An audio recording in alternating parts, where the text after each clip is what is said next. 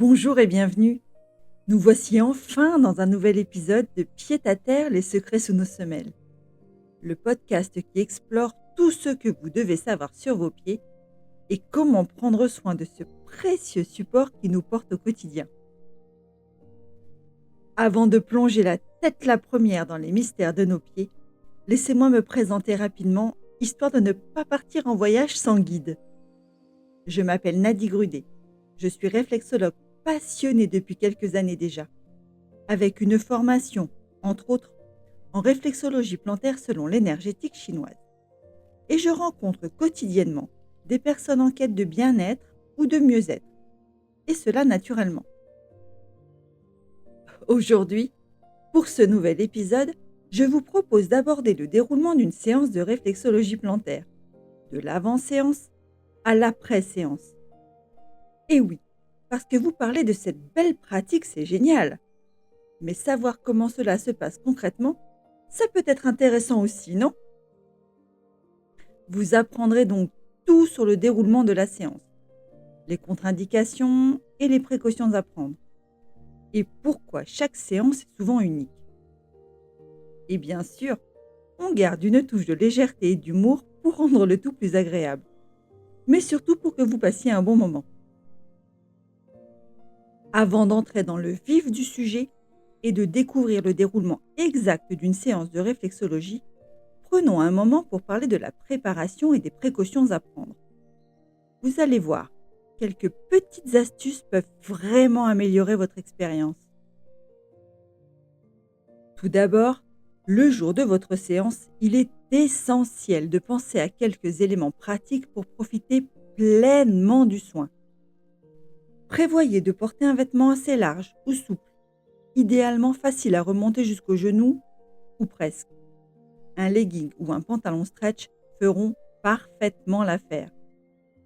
En revanche, pas de jean trop serré, car cela risquerait de comprimer vos mollets et vous pourriez souffrir ou avoir du mal à vous détendre. Ce type de vêtement large ou élastique permet surtout aux praticiens d'accéder facilement à vos pieds, mais aussi à vos jambes si besoin. Un accès facilité aux différentes zones permet des mouvements plus fluides et vous évite d'être gêné pendant le soin. Et si le praticien peut effectuer tous les mouvements nécessaires pour améliorer votre bien-être, c'est quand même top. Ensuite, préparez-vous à vous détendre après la séance. La réflexologie est un soin profondément relaxant et il est important de prévoir un moment pour vous détendre pleinement. On évite donc de planifier des activités stressantes juste après le soin, comme faire les courses ou courir d'un rendez-vous à l'autre. Allez plutôt vous balader, prendre un café avec des amis ou profiter simplement d'un moment de calme. Votre corps et votre esprit vous en seront reconnaissants. Au tout début de cet épisode, j'ai souligné que certaines contre-indications ou précautions à prendre étaient effectives pour un soin en réflexologie. Bien que cette pratique soit un soin doux et généralement accessible à la plupart d'entre nous, il existe des contre-indications qu'il est essentiel de connaître avant de prendre rendez-vous. Même si la réflexologie est bénéfique pendant la grossesse, elle est déconseillée au cours du premier trimestre. Par contre, passé ce délai, les futures mamans pourront de nouveau profiter pleinement d'un soin. Par ailleurs, si vous êtes en crise aiguë de thrombophlébite, la douleur est souvent insupportable et le risque d'aggravation est important. Dans ce cas, il est préférable d'éviter tout soin réflexologique jusqu'à ce que la situation soit stabilisée. Car masser une zone enflammée pourrait aggraver les symptômes, risque d'embolie pulmonaire par exemple. Une fois la crise passée et après avis médical, la réflexologie peut être envisagée, mais de manière très douce et ciblée. Je le précise par acquis de conscience, mais si vous avez un plâtre ou une blessure sérieuse au pied, mieux vaut, bien évidemment, attendre que la guérison soit complète avant de recevoir un soin. Le praticien ne voudrait pas favoriser l'un de vos pieds par rapport à l'autre et risquer une petite colère. Enfin, si vous suivez actuellement un traitement contre le cancer, il faudra un praticien formé spécifiquement dans la prise en charge des personnes bénéficiant de ce type de traitement. Ainsi, le praticien pourra adapter le soin en fonction du traitement suivi et répondre au mieux aux attentes de la personne. Sans formation spécifique, un praticien ne pourra pas vous prendre en charge correctement. Je tiens à préciser toutefois que la réflexologie ne peut agir que sur les effets secondaires de ces traitements lourds que sont la chimiothérapie, la radiothérapie ou même l'hormonothérapie. La réflexologie ne pourra jamais vous guérir. Seul un professionnel de santé formé spécifiquement sera à même de vous retirer ce petit crabe. Passons maintenant aux précautions à prendre. Pour les personnes fragiles comme les seniors, les enfants ou certains ados, il est parfois nécessaire de moduler la durée de la séance souvent plus courte. N'oublions pas que la réflexologie est une discipline personnalisée et chaque soin doit répondre aux besoins spécifiques de la personne. Un soin trop long prodigué à une personne dite fragile, c'est comme donner une boîte d'antibiotiques entière pour soigner le mal. Cela n'a aucun intérêt.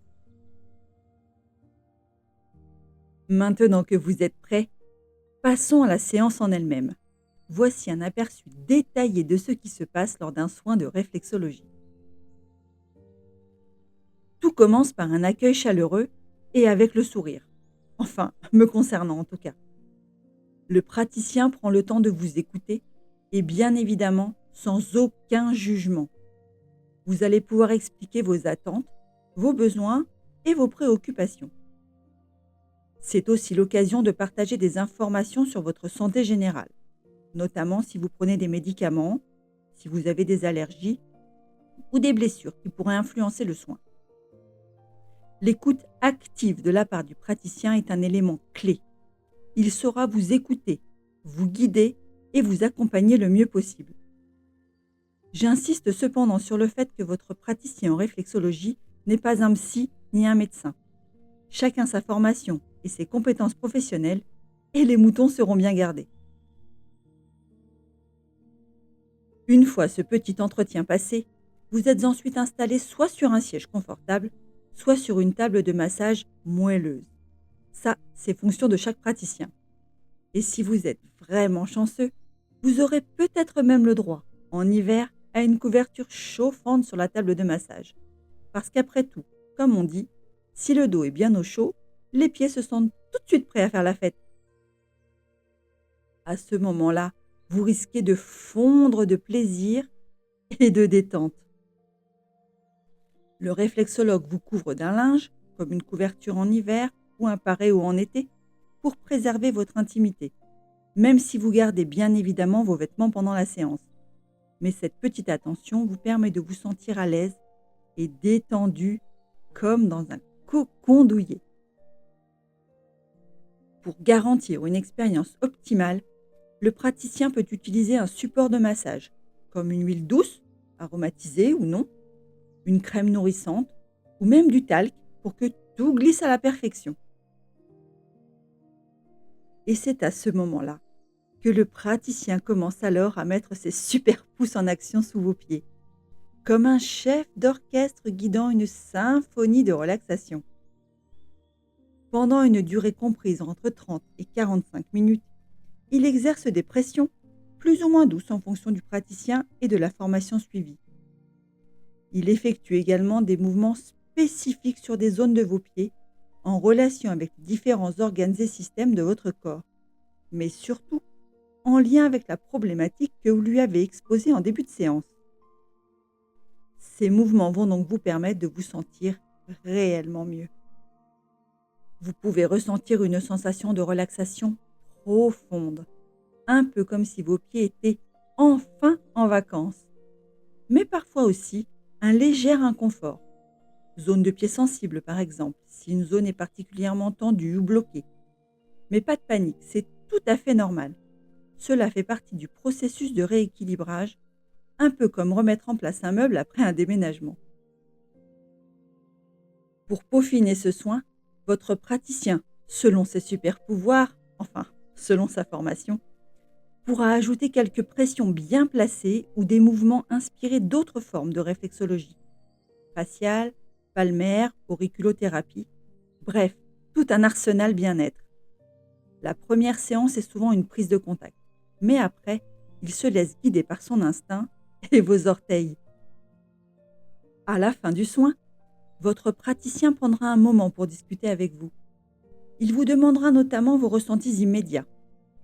Cela lui permet de s'assurer que le soin a fait son effet, mais aussi d'anticiper la prochaine séance si besoin, surtout si certaines zones ont réagi plus vivement que d'autres. Et oui, même si votre réflexologue a un vrai talent pour décrypter vos pieds et ressentir les zones déséquilibrées, il ne peut pas deviner si une zone vous a fait souffrir, à moins que vous ne lui offriez une belle grimace en bonus.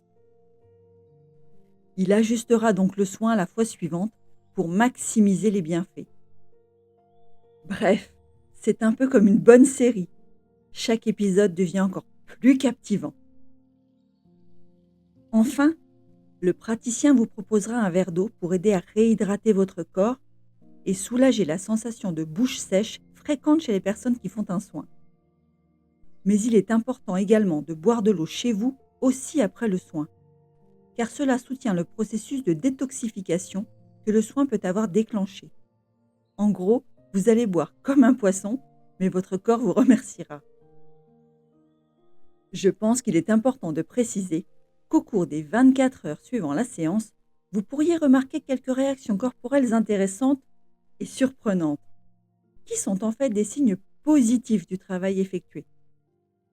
Vous pourriez par exemple avoir une sudation plus importante, quelques gaz, je sais, c'est pas très charmant, mais c'est la vie, ou des leucorrhées, perte vaginale si vous voulez, plus abondante ou plus épaisse si vous êtes une femme.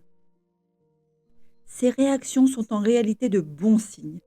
Elles indiquent que votre corps se libère des toxines et commence à retrouver son équilibre. Si vous ressentez cela, c'est une bonne nouvelle, même si cela peut être un peu déconcertant, j'en conviens. Pensez-y comme un nettoyage interne express et totalement naturel. Ah, petit conseil, après le soin, il est préférable de mettre votre téléphone de côté pendant 20 à 30 minutes. Oui, on parle bien d'éteindre ou de mettre en mode avion. L'idée est de profiter de ce moment de calme pour vraiment laisser votre corps digérer tout ce bien-être. Si vous avez absolument besoin d'un écran, préférez une série alors, mais rien qui nécessite une concentration excessive, ok? Et puis, pourquoi ne pas profiter de ce petit temps de pause pour appeler un ami ou rendre visite à un proche? C'est quand même plus sympa. Voilà, vous avez maintenant un aperçu complet de ce qui se passe lors d'une séance de réflexologie, de la préparation jusqu'à la fin du soin. Chaque étape est pensée pour que vous profitiez au maximum des bienfaits de ce soin naturel. Que le temps passe vite. C'est déjà la fin de cet épisode de Pied à terre, les secrets sous nos semelles, où nous avons détaillé aujourd'hui les étapes d'une séance de réflexologie plantaire. Si vous avez aimé cet épisode et que vous souhaitez en savoir encore plus sur l'univers de la réflexologie, abonnez-vous pour ne rien manquer des prochains. Je continuerai à vous révéler avec passion les secrets de nos pieds et à vous donner des astuces et conseils pratiques pour votre bien-être. Je vous remercie très sincèrement pour votre écoute et votre confiance, mais également d'avoir consacré un peu de votre temps pour écouter ce podcast jusqu'à son terme. Et rappelez-vous, prenez soin de vos pieds, car ils prennent soin de vous. Et comme toujours, au bout des pieds, c'est un petit monde de bien-être qui vous attend. À très bientôt.